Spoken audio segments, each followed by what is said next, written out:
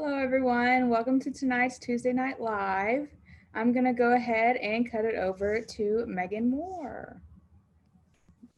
Hi, everybody. Thank you all for being here and being a part of this conversation. I'm so excited to see many familiar faces here tonight. So as a little bit of an agenda, tonight we will be starting out with a lighthearted game to be creative, get those creative juices flowing and get to know each other a little bit better.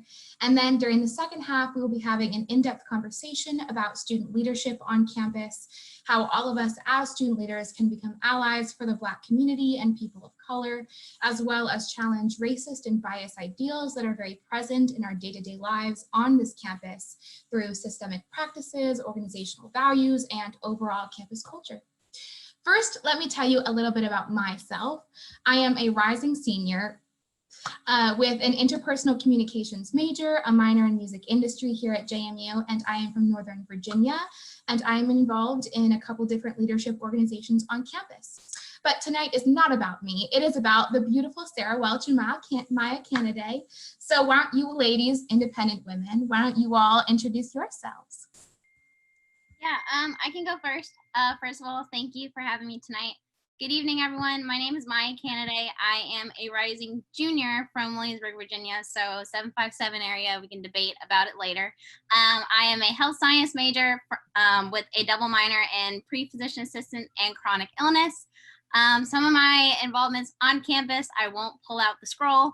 I am a 2020 orientation peer advisor, so that's been going great with Springboard and everything. I am also vice president of Women of Color on campus, so this conversation has been going on and it's going to continue to go on beyond tonight. And I am also a student ambassador, so yeah, that's me. Hi friends, my name is Sarah Welch. I am a rising senior. I am from Cary, North Carolina, and I am majoring in political science and Spanish. And on campus, outside of classwork, I am a student director with Megan for Make Your Mark on Madison. I'm a student ambassador. I was part of 2019 O-Team. So hi Molly, I see you. I see some other friends on here, and I'm so excited to be here tonight. Awesome. We are excited to have you two here. I am really excited for tonight. I think it's going to be wonderful. Our dynamic is great, great energy, fresh, funky, everything of the sort. So now we will turn it over to Rebecca for our weekly ¿Sabías qué? Thank you. We're back with our ¿Sabías qué? Segment, where we find out what we need to find out. This week, we're going to present some facts that you might have not known. The sequoia tree is named in honor of the Cherokee leader Sequoia, who helped his people develop an alphabet. ¿Sabías qué? The Mohawk hairstyle is named after the Mohawks, one of the tribes that made up the Cherokee Nation. The Mohawk people also like to keep one side of their scalp cleanly shaven while the other side was painted a bright color. ¿Sabías qué? Warriors of most plain tribes thought that being able to touch an enemy during a raid without being touched in return was a great honor. This was known as a coup and was regarded more highly than injuring the enemy or even stealing his horse. ¿Sabías qué? The sport that we now know as lacrosse originated among indigenous US and Canadian tribes. Lacrosse was given its name by early French colonizers using the generic term for any game played with a curved stick, crosse, and a ball. Gracias. Back to you, Megan. I love that facts about lax because I have a lot of good friends who are lax bros. So that's really interesting. Love to hear it. Cool. Okay, so I know, we've all kind of been processing our own emotions through the pandemic and quarantining ourselves and whatnot. And there's just been a lot of emotions that are very present in our lives right now. So in an attempt to process those sort of emotions, many have been turning to reading and writing, maybe poetry, for better understanding of those emotions. And I say many people, me, I've been doing that myself. So yeah, this activity that we are about to do will get the creative juices flowing and let us have a little bit of fun. So as a refresher for some of us, let me explain to you all what a haiku is. So a haiku is a type of short form poetry originating in Japan. Traditional Japanese haiku consists of 3 phrases with syllables in a 5-7-5 pattern and a kigo, or a seasonal reference. Well, the season that we're all living in today is COVID-19, so we will be writing poems of that theme. So for some examples of these little haikus, Sarah and Maya, do you want to go for it and share your examples? Yeah, I can pull up mine. So my notes, saving the trees, y'all. So mine goes, small interactions, Zoom, late night lattes, O-team, manifest need for change. Okay, and mine is quarantine brings us, Dr. Miller's quad photos, what a view, go Dukes. Love to hear it. Love to hear it. I don't think I can top those, but I'll say my example too. Mine was, I draw eyebrows on just for a half-hour Zoom call, worth it to build change. So those are the haikus. Okay, so the instructions for this game will work as follows. You all will be broken up into breakout rooms, and each team will need to come up with as many quarantine-related haikus as possible. Write them down. After 5 minutes, we will all come back together, and the team with the most haikus wins. You will be sharing your top 2 best poems, so be creative and designate one person from your team to read them out loud. We encourage you all to turn your cameras and mics on for this part, but do not feel pressure. You can also use the chat function that you have in your breakout rooms. Sierra will now put you into breakout rooms, so have fun.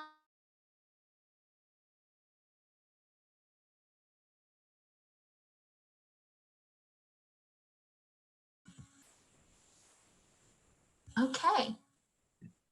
I think everyone's back. Room 3 crushed it. Are you serious? I'm so serious. Guess what? Our group crushed it too. I think you're gonna have to have done like phenomenally well because we just knocked it out of the park. Okay, well, all right. So at this point, why don't we have each, how many groups were there? Were there 2 or 3? Do we know? There was at least 3. There were 3, okay. So one team lead from each group, thank you, Carson. One team lead from each group. Why don't you all share how many haikus you came up with and then your top 2 best ones.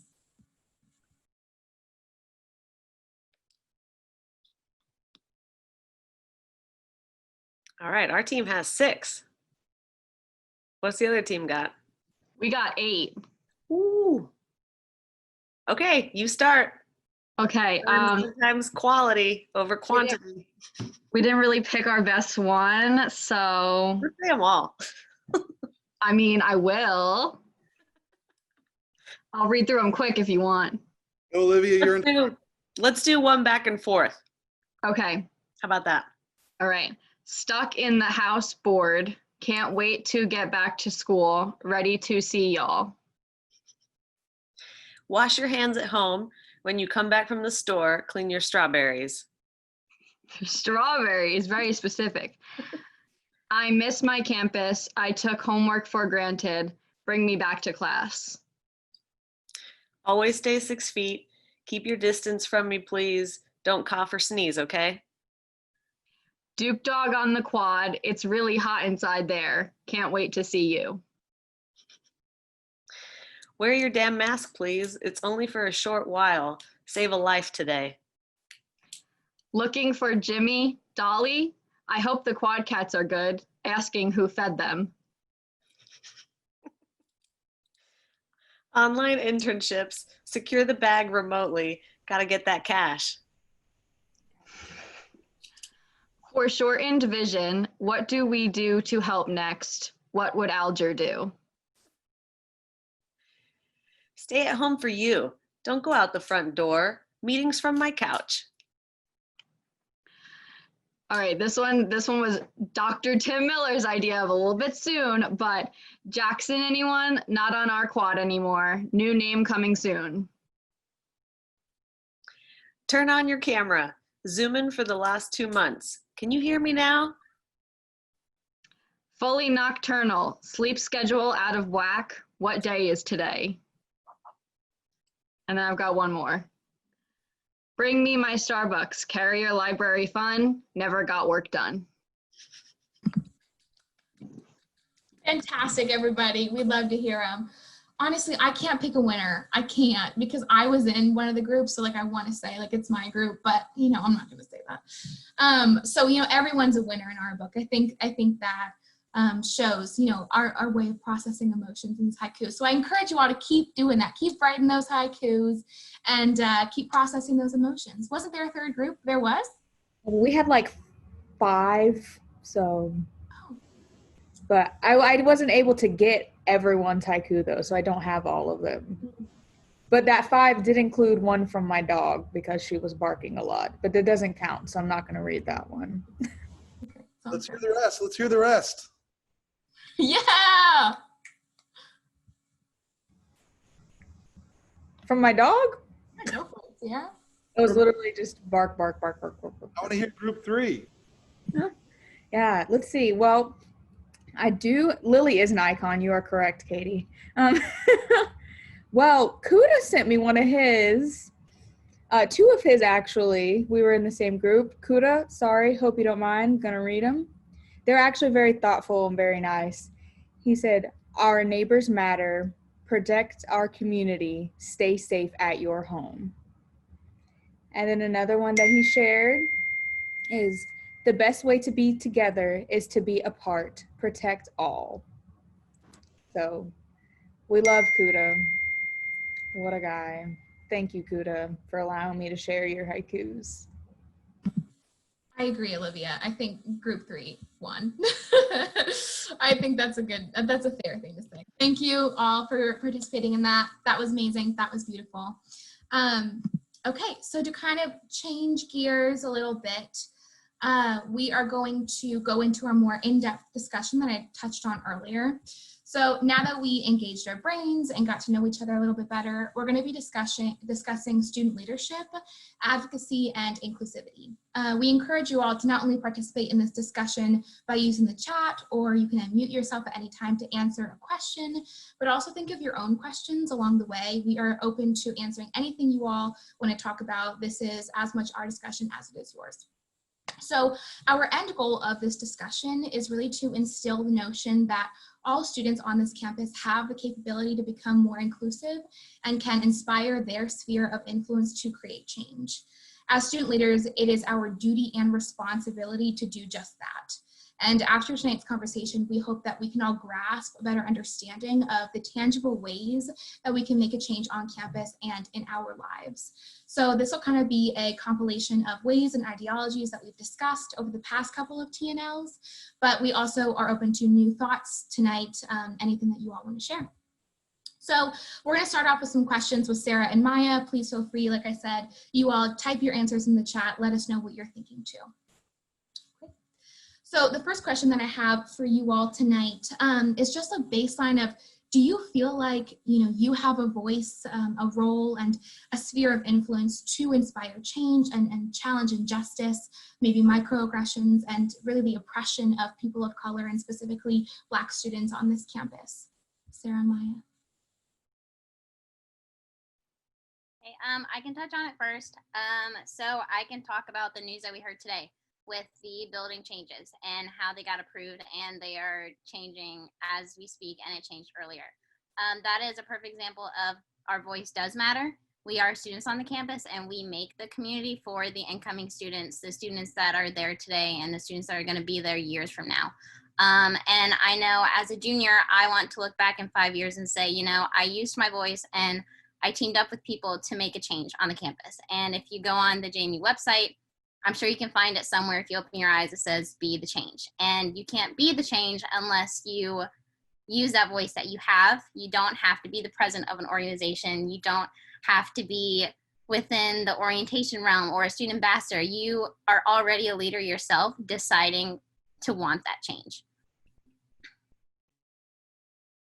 Yeah, absolutely. I think like Maya was saying, you don't have to be a part of a specific part of campus to be able to be a part of the change. I think that, we're a campus of 20,000 plus students, and sometimes it's really easy to feel like you're getting lost in the shuffle. But I think at the end of the day, we have to remember that each of us has influence in each of our different circles, and we just need to use our voices and use them for good.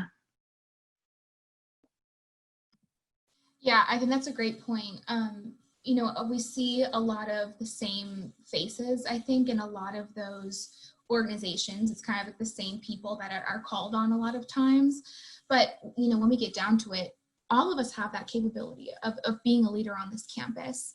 And, you know, we don't want to, you know, burden anybody with that responsibility of this is your problem. This is, you're a leader, you're that voice that keeps recurring on this campus. And so you have to deal with this. Everyone has to deal with this. This is a challenge that all of us are going through that we need to stand up for. And I think that, you know, having confidence in yourself, which is just why we're having these conversations, having the confidence in yourself to like, what are the ways that I can be an ally? What are the ways that I can stand up?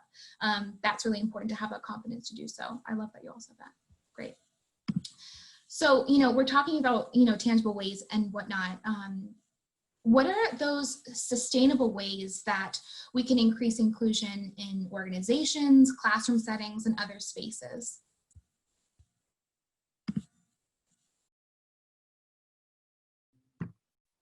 I know from an organizational standpoint, you can go out to more CMUS supported events.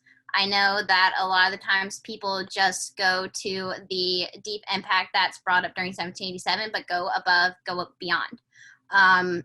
Find someone who you know that is active in CMUS and someone that is more comfortable to walk into the office. Bring them with you or ask them questions. I had someone today reach out to me about women of color because they have been seeing what's going on. They're like, hey, I don't know a lot, but I don't want to sound ignorant. Can you help me? And I know personally, I used to be terrified of asking for help because I thought it was a sign of weakness, but in reality, it is a sign of strength. You want to do better. So from organizations, just talk to your members, talk to your exec of saying, hey, can we maybe have people come in and actually talk to us, not just to make it marketed that we want to care, but deep down wanting something to change for everyone on the campus, but also yourself. In the classroom, I feel as if you should push your professors to make language in the classroom more inclusive. Ask them how they feel about things going on. I don't want to say put them on the spot, but put them on the spot. See how they feel about the things going on campus, because no, they're not students, but they do make up a big portion of the voice on campus. Yeah, I think another great way to make sure that we're creating sustainable change on campus is making sure that we're having conversations within our different student organizations. For example, Make Your Mark on Madison, we had a conversation a couple weeks ago about what do we want this fall to look like? How do we want to make it different and better and more inclusive? And so engaging in those conversations and accepting that you're probably going to mess up and learning how to apologize and say thank you for correcting me and moving forward and knowing that, yeah, exactly, Olivia. Open dialogue is so important, making sure that, you know, we come into these spaces ready to grow, but also ready to accept people and say, you know, like, I know that you have a good intention in that, like, just let's keep going and not attack each other. Let's push each other to all grow together. And I think that's really important way to make sure that we're creating a sustainable change as a group. You know, we're talking about sustainability, and I think that kind of opens up that door to us talking about performative allyship, because, you know, right now, there are lots of folks out there who are just doing this as a performative act, you know, just, you know, standing up and saying, I'm doing this because I want to look like a good person, because I want to, you know, it's trendy, you know, and some folks are having that mindset. So how do we make sure that our initiatives and the things that we're talking about are not performative, and that we're standing up against those challenges and making sure that, you know, we are authentic in our actions and challenging those who are doing that for selfish reasons? I think that's a really great question. I'm really curious to see what our audience has to say about that too. We say a lot of student leaders in the audience, so I'd love to hear from y'all too.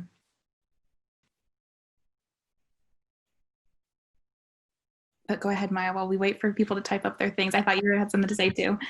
I actually talked about this with a couple people, and I know it takes maybe 3 seconds to post something on your Instagram story, but the real question you need to ask yourself, yeah, I put it on my story, but when I put my phone down, I go into the world, make sure you wear your mask. What am I going to do? And anyone can post things on their story, but like Megan said, there are people who are making this a performance to say that I did it and to check the box. But to completely check that box, you need to remember that this is about human rights. This isn't about making your aesthetic cute. This isn't about having something for people to clap at. It's knowing that you are doing something for someone else and having that domino effect where everyone can feel as comfortable as you do.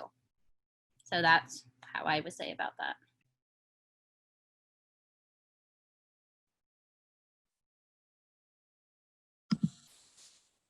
While we wait, maybe some folks are typing in the chat right now to that question. Why don't we answer this question from Facebook? A question from Facebook, right? How will JMU student leaders align their work with Black Lives Matter?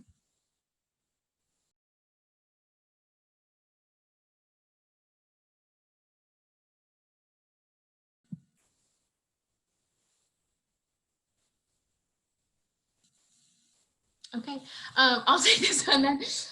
I think, you know, talking about self-reflection and looking at your organizations and looking at your policies, the way that you recruit, who are you recruiting to? Who are in those spaces? Who do you want at that table? Looking at that is really important, because we've talked about this in other TNLs too, about how the way that things have done, the way that we've done things for years and years and years, sometimes we never challenge that. That's just the way that things are. And I think right now is the time to challenge the things that we've been doing for years and years, and saying, who is at the table? Who are we recruiting to? Who are we marketing to? And is this a welcoming, including space for everyone, no matter race and ability and gender orientation and anything like that? What do our spaces look like? And I think making sure that there's always those open dialogues going on so that folks feel comfortable sharing their experiences. I think that's kind of where it starts. I've been talking to some people about organizations and how we have to look inside our organization first and think, are there spaces where everyone feels comfortable sharing their experiences and their narratives, or are we brushing that to the side? Are we saying, you know, that's just a check off the box, performative allyship thing? Or are we really valuing everyone in an organization and valuing their opinions and their voices and their perspectives? I think that's kind of the first thing that us as student leaders and student organizations need to look at right now. Other thoughts? I think what you're talking about is like challenging what we've always done. You know, people always say, you know, don't reinvent the wheel. You know, if it works, it works. But if it doesn't work for everybody, then it's not working. And in that case, you do need to reinvent the wheel and challenge those things that, you know, maybe work for some people, but systematically exclude others. And I say that specifically with the Black Lives Matter movement, knowing that there needs to be a change is one step forward. And it may seem as a small step with just having the mentality, but going along with the actions can lead to bigger and better things for the community. People can say that things on campus right now are great. People are being included, but there are multiple people who may be too nervous or can't find the right things to say to admit to how they might feel uncomfortable, and they want to see things happen. And we need to take I don't want to say the title that we have, because leadership isn't just a title, it's beyond, but we were lucky enough to have people who do look up to us to give us these positions, and know that while we may not see ourselves as making changes, there are people who are looking up to us, like I said, and are as proud and accomplishing of everything that we are doing and everything that we can. So with things with the Black Lives Matter movement, know that it's been going on, and it didn't just start because of Instagram or because people were taking videos. It started before that, and things are still going on to this day. And we need to remember that this community is full of people who can bring so many things to the table, and we cannot limit them. We need to expand the table. We need to add more chairs to that table, and pull out the chair and let them sit next to you. Ask them how they are. Ask them about their story, not just for you to say that you did it. Really listen and not listen to just say, oh, I know how you feel, because to be honest, we may not know how everyone feels, but we do know how to listen and be active for everyone. That was great. And we've got so many great comments in the chat box. a lot of things. I'm just looking from Olivia and Lauren talking about listening to people. I was gonna read one and I've lost it. Okay, come back to me. Olivia, I saw Olivia said it's going beyond the photos, beyond the posts. That's absolutely, I totally agree with that. We're talking about, Josh says drawing attention via social media is important, but being a light support system for others is even more important. Absolutely. Olivia says acknowledging the errors of the past and using that to drive change for the future. Absolutely. Greek life and the history of favoring white populations. I think that's something that we see at JMU as a historically white institution. We see that a lot in our organizations, and that's something that we need to challenge and reflect on. What have we done for the past years, and how are we going to change that? How are we going to change that? I think that's something we need to think about. Lauren, if you're not listening to everyone's voices, then you won't know if it isn't working for them. Absolutely. Dag, hi Dag. Oh my gosh, hi. Facebook questions, statements from JMU NAACP, BioSOC and other groups also include suggestions about having a cultural competency assessment. Oh, wonderful, JMU PD and HPD, as well as other suggestions for improving the R-ship. I'm not, what is that? I assume Relationship between law enforcement and students in the general community. Oh yeah, that's wonderful. There was a talk with JMU and HPD a couple weeks ago, and I think that was really important. I think having that relationship with them is really important to having those dialogues with our police forces. Absolutely. We have another question that came in, and it was about, now I lost it too. Oh gosh. Okay. What about outside of organizations, in social circles and other interactions? What about that? I can definitely say keeping your friends accountable for their words, for their actions, the way that they convey themselves. I honestly feel like if you are transparent in a relationship, that means you have to tell them about how they are, because they may say things that won't impact you, but if someone else heard it, it can drag on to their day. A perfect example, the N-word. If you are with people around you who are saying the word and you know that you don't do that, call them out on it. If they get upset about it, oh well, that just means that they need to change and they need to reevaluate what they do. And honestly, I feel like if you do speak up, there's probably someone in that room who will applaud you because they wanted to as well. They probably just didn't have the courage. And then weeks later down the road, that friend who got upset with you may come back and say, I thought about what I did, I thought about what you said, and I need to take a step back and look at it from a different perspective. Thank you. And it's small things like that. I had a friend who texted me weeks ago about a baseball player who got his hair cornrowed, and he didn't understand why he was getting so much beef for it on Twitter and Instagram, things like that. And I sent him an article about the history of Black hair and why slaves had braids and the culture behind it. And he actually texted me and told me thank you. And he was like, I didn't even look at it that way. I didn't know the intention behind it. I'm so sorry if I offended you. So take that next step. It may be scary because you don't know what they're going to say. You don't know what they're going to do, but you're helping someone else feel better, and you're helping hundreds and hundreds of other people. So going on beyond that organization, start with your friend circle, have the conversations with your family about racism. If it starts to divide, just know that whatever you're passionate about, that's always going to stay. And, it sucks because it is our family and it is our close friends, but there are people in this world who are losing their lives because of the way that they look and not because of how they are acting. So that is what I would have to say about that. Yeah, I think you hit it like the nail on the head. I mean, it's going to be uncomfortable and it's going to be hard, and the payoff is not going to be immediate a lot of times. And I think that we have to grow an acceptance of that, we're in this for the long haul. And if we're going to really see the sustainable change that we want, then we have to be committed to it at all costs. I think this brings up a really good point. Maya, you're talking about talking with family and friends and those inner circles and whatnot. I think this coming semester, the dynamic on campus, the culture on campus is going to look quite different. Maybe relationships groups are going to be impacted and affected with, the new emotions and I think voices that are going to be heard. How do you think that's going to affect the culture on campus, the dynamic on campus? It can change a lot. I feel like there are some organizations that may take a complete shift in how they've done things because they've been so blind to it because they didn't have to deal with the other side of the suffering.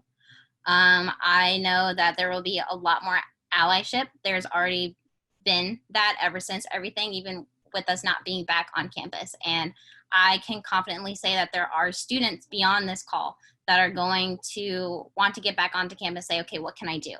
And I know that people have texted me, people have texted their friends of color, the people in the Black community that they know and say, okay, what can I do? And I'm pretty sure they've sent them articles, they've sent them books they can read, but I can bring you the water, but what are you going to do with it?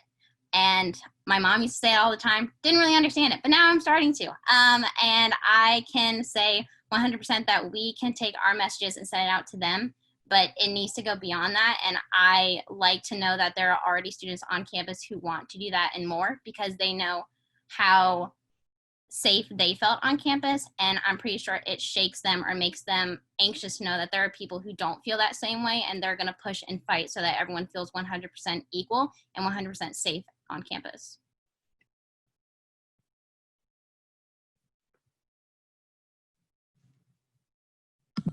Sarah, do you have any thoughts about that?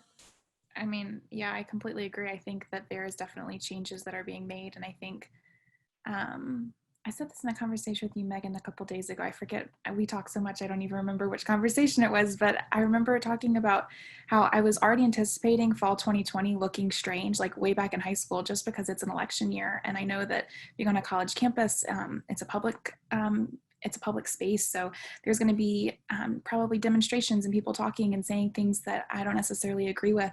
And it's how we show up in those spaces and how we make others feel more included and safer on this campus. That's what counts, like what Maya was saying. So I'm anticipating a crazy fall for the record books. I think on a lot of fronts it's going to be very strange, and I think we're going to be looking around like, is this real? And I think I'm looking forward to telling grandkids about it. So yeah.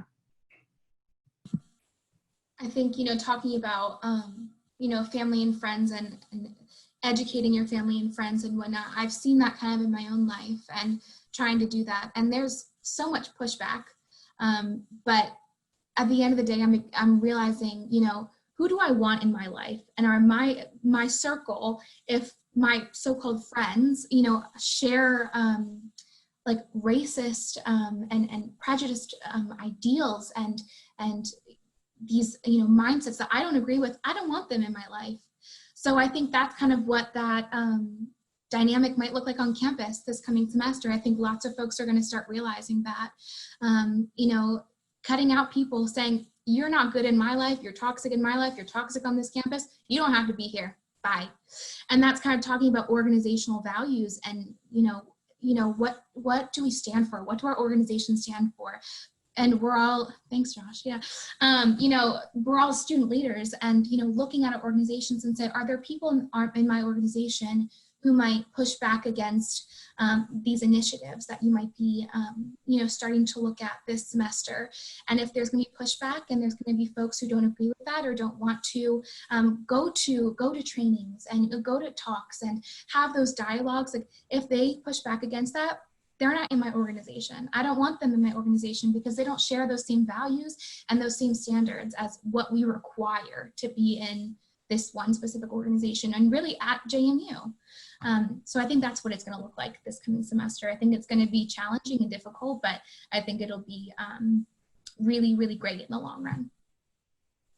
To comment off of that, I've been seeing lots of different posts on Facebook from people who are really concerned by the idea of eliminating people from your life because they have different views and not even just like, that they disagree with Black Lives Matter. It's smaller things that in the bigger picture seem big, but, maybe it's not as big as saying, Black Lives Matter and it's all lives matter, but it's saying other things that they're like, that's not worth canceling somebody over. Cancel culture has gone too far.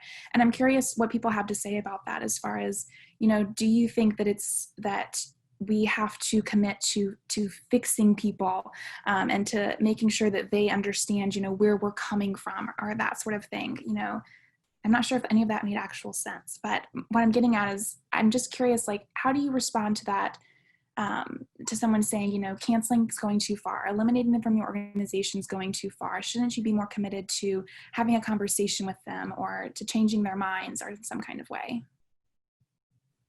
I 100%, what you're saying makes sense. Don't think that it doesn't at all. I was actually thinking about this, but then Olivia kind of said what I was thinking.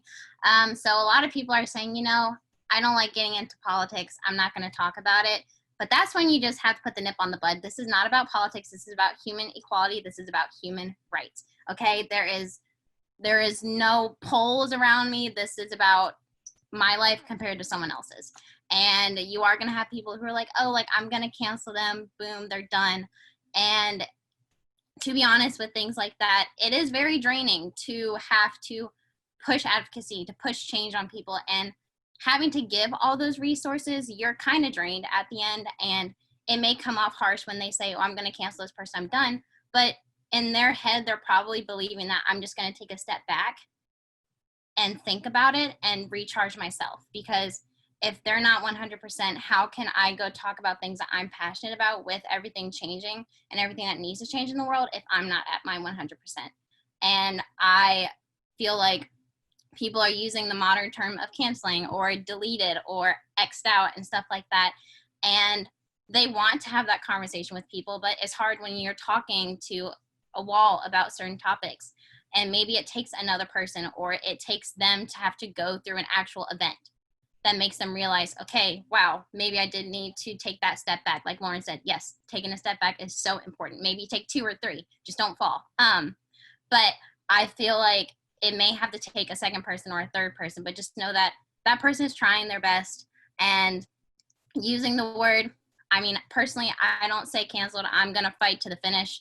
If they don't agree with me, I know that I can 100% say that when I rest my head at night, that I put all of my effort into making a change with someone. And if it doesn't go the way that you planned on it, it's not on you at all. Don't beat yourself up at the end of the day about it either. I think there are a lot of folks out there who kind of carry a burden of it's my duty, it's my responsibility to educate others and to change perspectives and whatnot. And a lot of these talks that we've gone to, I remember Dion and Aaliyah talking about this a couple weeks ago, about like self-care, and about, you know, you can only do so much. Maya, I think that's kind of what you're getting at too, of like, you know, once you really put everything out there and do everything that you can, that's all that you can do. And you can't beat yourself up for truly not changing others' perspectives, because that's not your duty, that's not your job. You didn't sign up for this job of, I'm going to be out here to change everyone's perspectives and change everyone's mindsets. You have to do what you think is right, and at the end of the day, if that is what you think is right, that's great, good for you. But don't beat yourself for that. Don't beat yourself up for that. Maya, I love that you said that. Rod, did you have something to say? Are you raising your hand? Oh yeah. I just wanted to just kind of agree with everyone has been saying, and I totally wholeheartedly believe it does get very tiring at the end of the day, having to, you know, as you said, like making sure everyone's right, because that's not your job. I just wanted to drop some advice that my mom used to say all the time, and it's, you're the average of the 5 people around you. So just kind of like taking that step back and surrounding yourself with people that, you know, care, and people that, you know, think like you, because ultimately those are the people that you want to surround yourself, that you want to have that experience community with. And if I'm being frank, if you're surrounding yourself with people that don't have values that align with you, they kind of like reflect on you as a person. Like, so just making sure that, like, you know, you're fighting for the things that you care about and that you're passionate about it, and staying educated. Everyone has the exact same resources available, and, you know, as easy as it is to just ask a friend, like Maya and everyone else has been saying, it's no one else's job to really say like, okay, this is exactly what you have to do. Here's a guidebook, one through whatever number, A through Z, like here. You know, so it does get tiring, and I feel bad that some people have to constantly go through that. And, you know, it may be an easy way out just asking a friend, but like I said, everyone has the same resources, and yeah. Thanks for that, Rod. I think that's really important to think about. Sarah, Maya, do you have something to comment? No, I love his quote from his mom that you are the average of the 5 people that you surround yourself with, and I think it's totally true. I pick up on mannerisms from people all the time, and I think you also pick up on the beliefs and the ideologies, and it's important to think critically about, you know, what it is that you're absorbing. So, Sarah, I think you did mention this earlier, maybe our conversations are getting jumbled in my head, but I remember you talking to me about the phrase like intent does not outweigh impact. Can you touch on that? Like what your thoughts are about that, the conversation that you had in Maya, if you have comments on that too? Yeah, I had a conversation with one of our LCs for my mom. She was talking about how, I don't know if it was a podcast or something that she was reading about how intent does not outweigh impact. And it's been like floating around in my head, and I'm not really sure what to make of it, because I think, you know, at the end of the day, I've grown up being told, like, you know your intentions, and at the end of the day, that's all that you can do. But also, we're responsible in some fashion for the way that we make others feel, and we're responsible for, you know, the words that come out of our mouths and the actions that we do. So I think it's complicated, and life is so messy, and trying to figure out, like, you know, how much of my impact, or like my impact in the world that didn't go according to my intentions, you know, how much of that am I responsible for, and am I acting, you know, in a way that is actually my intention. So I don't know, it's all messy, and it makes me think, and maybe it's making y'all scratch your heads because I'm not very articulate when it comes to this, but I would love to hear other thoughts, and maybe y'all can help me parse out what this actually means. I've got a comment from Olivia I'll read. It says, it's also extremely difficult to address the fact that human rights and humanity in terms of opinion and belief, because in reality, human life is precious. Yeah, absolutely. Human rights, it's challenging when we have those conversations, and people, you know, say it's a difference of opinion, and for others, it's not a difference of opinion. And like I said, life gets messy. I'm trying to find it on my phone, but I saw this quote, and it's actually a Maya Angelou quote. Not using it because my mom named me after her. Go Janice Kennedy. But basically it says that people aren't going to remember word by word what you say, but they're going to remember how you feel. If someone can look up that quote and just give me the word for word, I'd appreciate it. But it just stuck with me because I know for me personally, and some other people that are on this call that are currently going through Springboard, we will have scripts of things that we're going to tell these first years, and we're going to do this. It's going to go perfect. Everyone's going to be so happy. And some days it is the complete opposite. But there's someone who actually brought up that, you know, no matter what, if you have that one person that comes back and tells you thank you, or maybe they don't tell you thank you figuratively with their language, but they tell you thank you by making sure, yes, Dr. Tim Miller, thank you. But they tell you thank you just with their actions, and they push to be that change on campus. And they don't have to say to me personally, my candidate, thank you so much for what you did to me, but more as I had an interaction with my candidate and she pushed me to have these actions and change my ways as a person.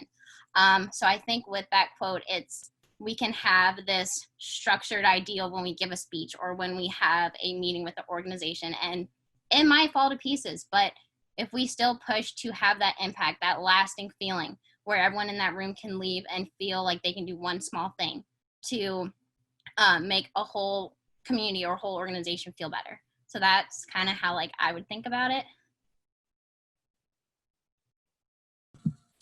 Maya, I love that quote. That's my favorite quote of all time. Lindsay Price, she's in this call. She gave me a big poster of it for my birthday because that's my favorite quote. I think it's really important. That's how I live my life, absolutely. I have another question that I wanted to kind of go over. You know, we're talking about emotions next semester and everything that's going on and accommodations for COVID. And I know everything came out today of all of the new accommodations that are going to be happening and whatnot. You know, amidst all of this kind of craziness in our lives and what our world's going to look like in the fall, how do we push to not lose sight of our mission of advocacy and challenging injustice in the midst of the many changes that are going to be happening in the fall?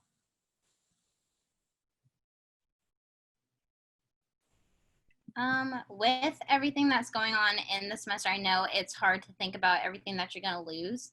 But during quarantine, I actually took it upon myself to think about everything that I've gained. I've gained education within communities that I'm even a part of at times. I've learned more about the JMU community and ways that I can connect with people and grow for myself, but also for others. I know that wearing a mask 24/7 isn't what we had planned when we put in our deposit for 4 years at JMU. But what we did sign up for is being that change. And I know that some people aren't going to agree with wearing the mask all the time, and they may call you out or even try to roast you on it. But you know what? Own it, because you're saving a life, you're making JMU a better campus, and you're also going to reflect that on someone else as well. I know another thing that I can definitely say is look out on the positive. Everyone is saying 2020 is canceled. 2020, like, I want 2021 now. But look at all the conversations that 2020 started. Look at the movements, look at the awareness that it brought. Yeah, we had to do it via Zoom, but it's going to push on beyond that. And I know that people are excited, people are anxious, people are nervous about coming back to campus. It's okay. Don't invalidate yourself. Don't invalidate others on how they feel.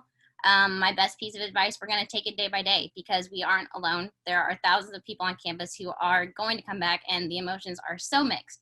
But we're all learning together, and we're all going to get through it together. So look forward to the new opportunities that we can have and that we will have on campus. That was amazing. I just going to sit with that for a minute.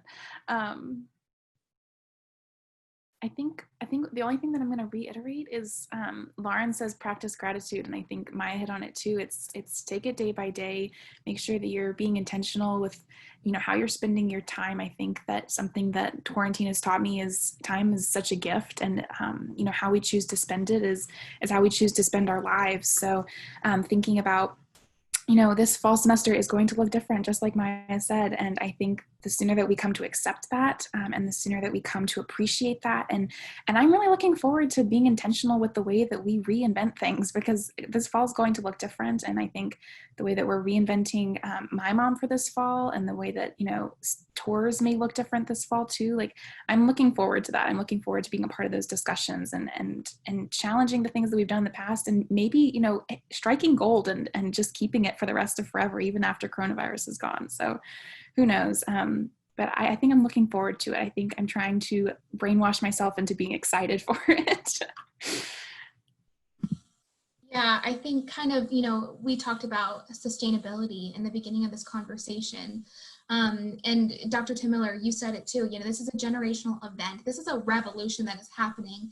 And while there are passion and fire in our bellies right now, we have to kind of keep that going, because this is such a historical event that's going on in our backyard. Right now, we're living in it. And that drive and that motivation is to keep going through this fall semester. And I'm looking at every single area that I'm in. I'm looking at, you know, student ambassadors. I'm looking at my mom. I'm looking at college mentors. I'm looking at my classroom dynamic. I'm looking at my relationships with my professors and the people around me, my friends. Who do I surround myself with? I'm looking at every single aspect of my life and continuing to strive for inclusivity and strive to challenge injustice. And I think that lots of people are like that right now. I like to think that lots of people are like that right now because of the fire in their bellies that I said. And I hope that that's what this semester will look like on campus. I'm really excited to see those different and new things that might arise. So yeah, I'm really excited. So I have kind of, you know, just a couple more questions. I know we're wrapping up here. But before I do, Dr. Tim Miller does want to say something. Go for it. Well, one, I just want to thank you all for a really amazing conversation tonight. And The only thing I just wanted to say for everyone to think about is that there are very few times in our lives that we realize that we're in the middle of history while it's happening. And you all are.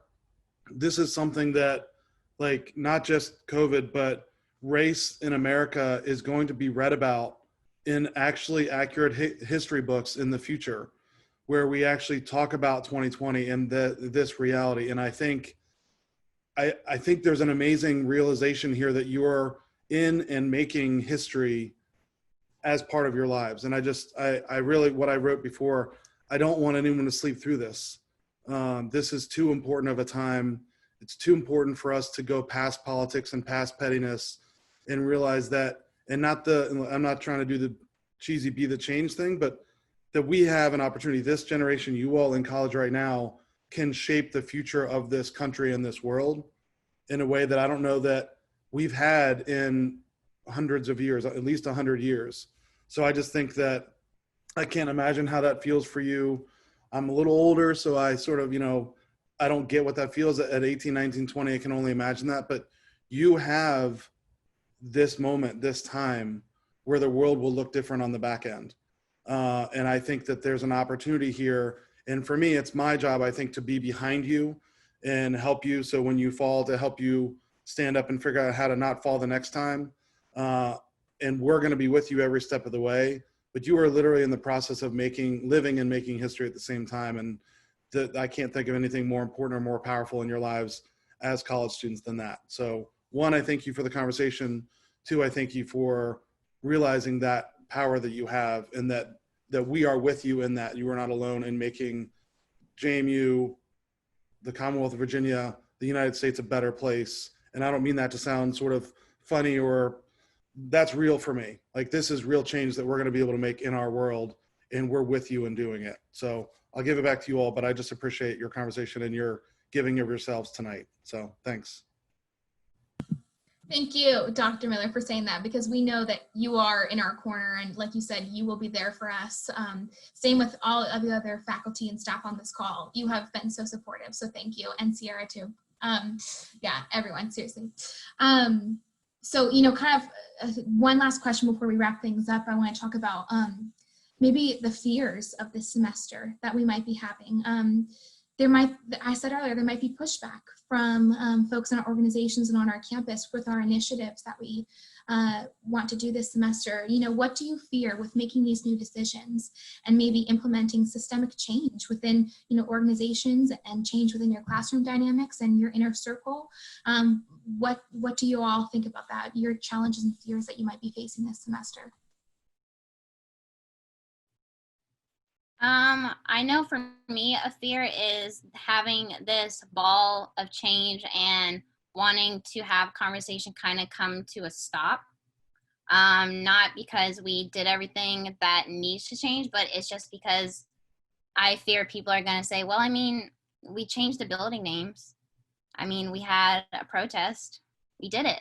And that's not it. That's not systemic. That's not going to help add more people in faculty and staff that are people of color within the Black community. That's not going to help Black students coming in or Black students on campus feel like I can go to people and have conversations and have a mentor.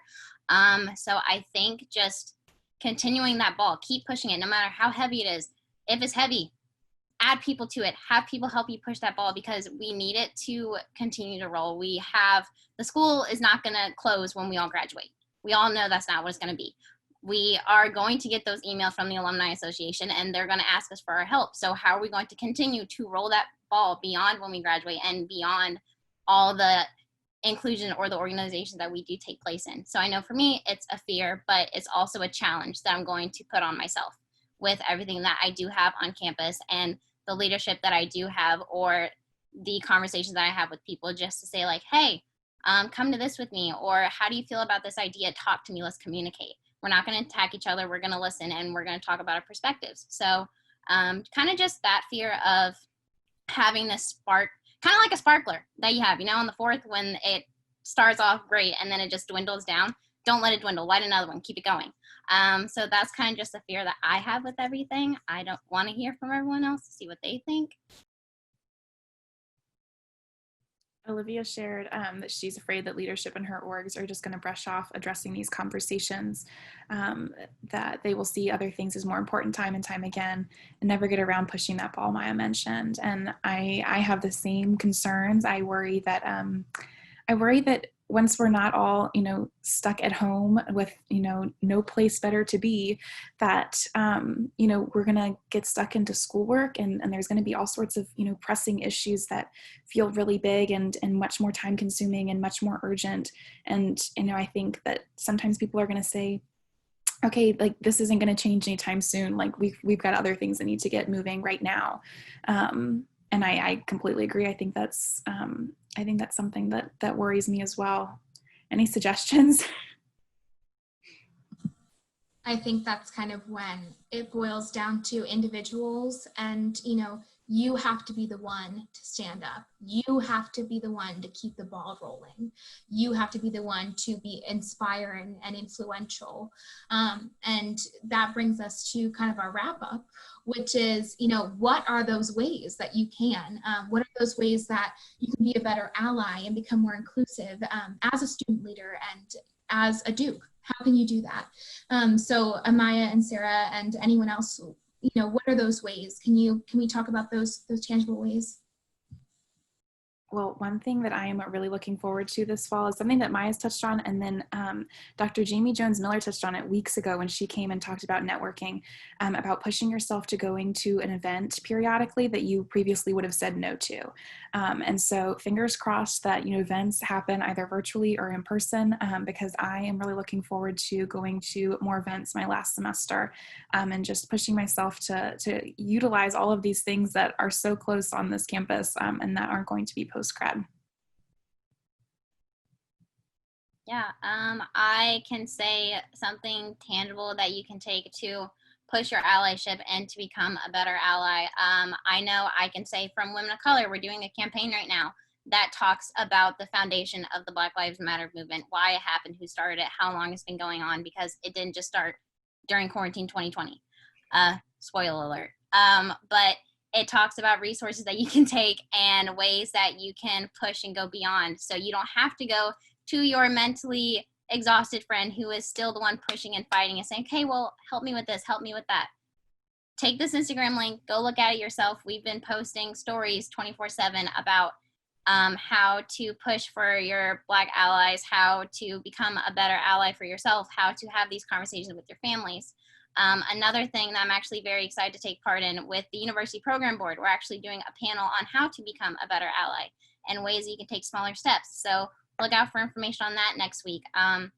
Or just, I know for myself with these Tuesday night lives, I would just turn on my computer, not show my camera, fold laundry, and just listen.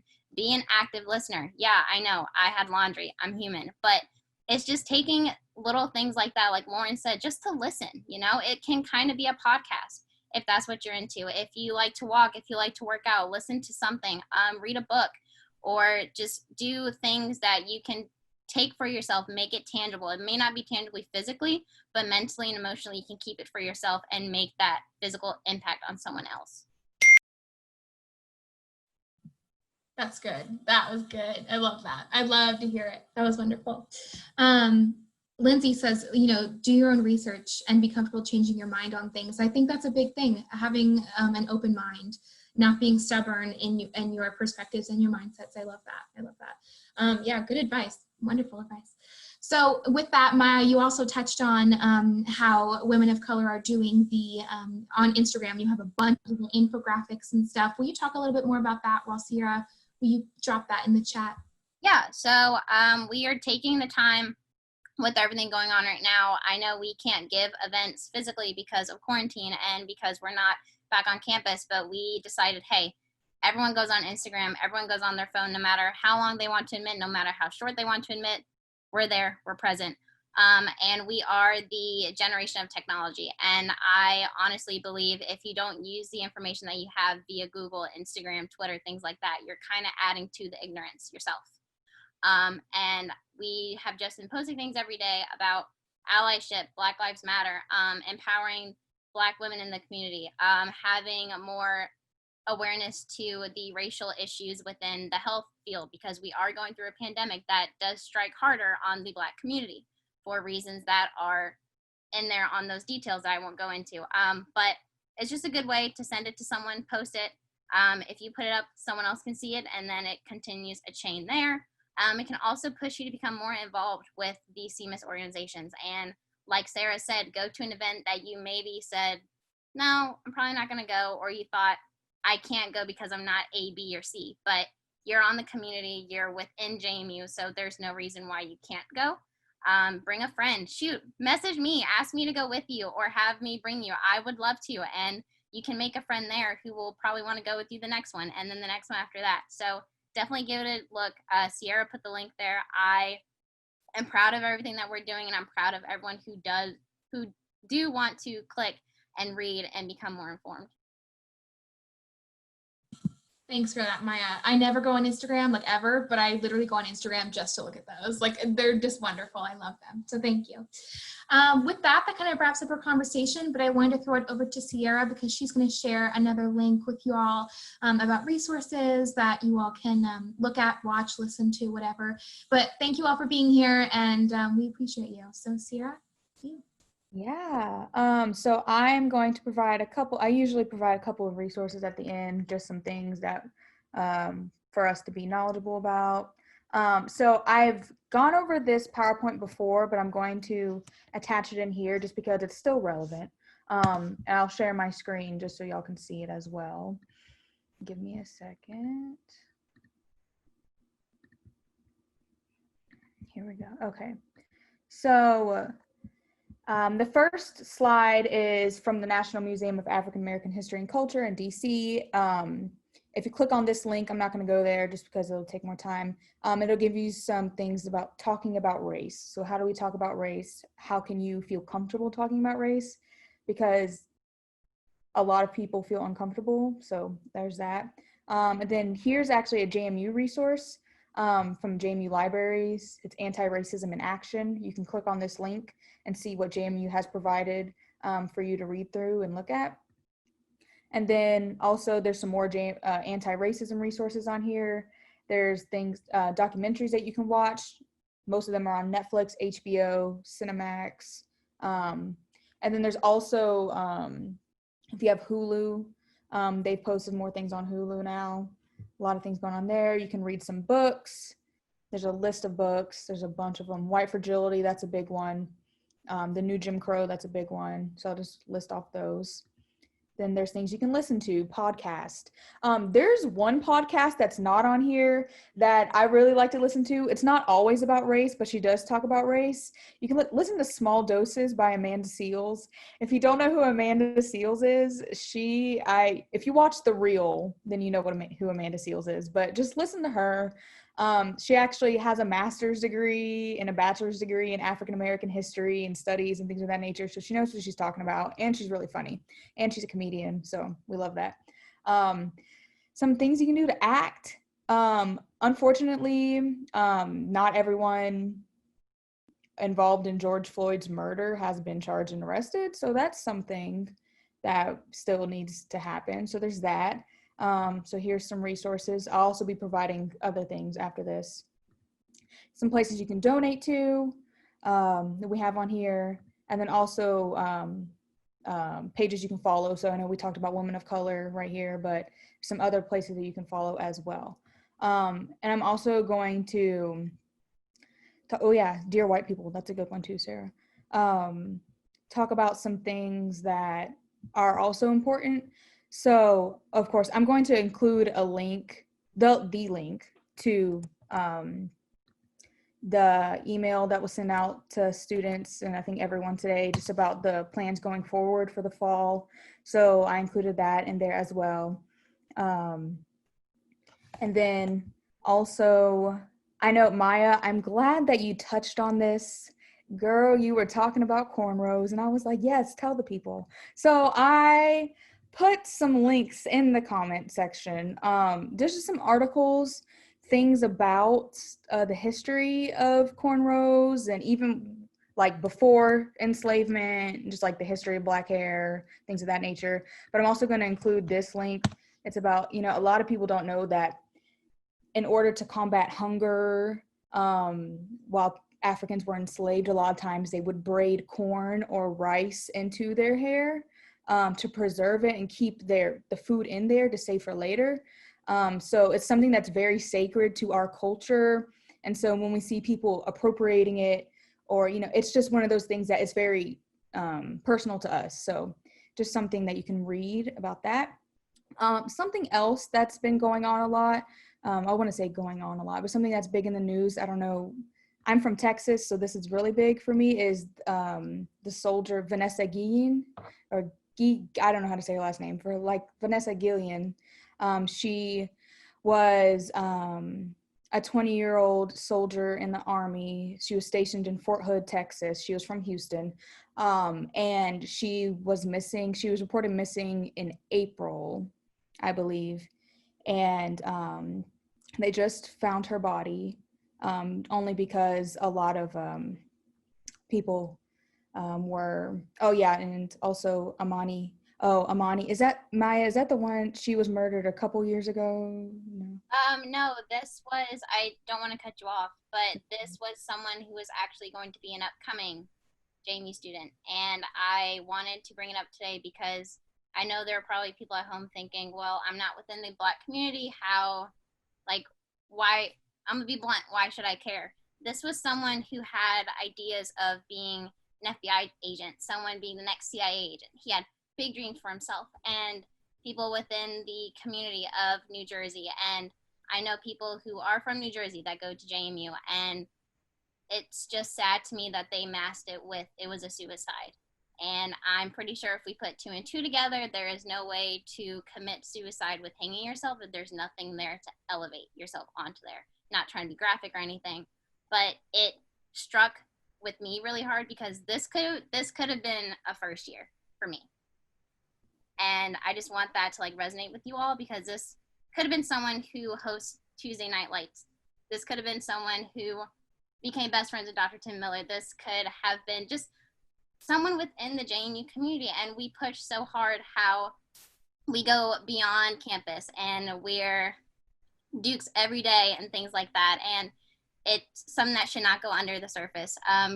Get informed about it. There are petitions to get his case opened and to have people give it more attention. So definitely look at it because it hits home hard. I know it does for me, and I hope that other people do feel the same about it. But yeah, that's all I wanted to say about it. So back to you, Sierra. Sorry, I did not know about that, so thank you. So yeah, back to Vanessa. She, so I'm gonna attach a GoFundMe link. It is credible. I checked it. It was started by her family.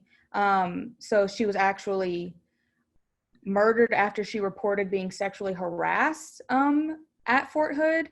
And it just kind of shows just like the issues, the systemic issues within the military of reporting sexual harassment and assault and how it goes through the chain of command. And so they really want to help advocate and push for those issues. So I included that. Also, I wanted to put a special note in here that if you're going to protest, I want to make sure everyone please be careful. Not in terms of like what you decide to do, but just like making sure you don't go alone. And if you do go alone, please tell someone that you're going, when you're going, and where you're going to be. People, are being killed.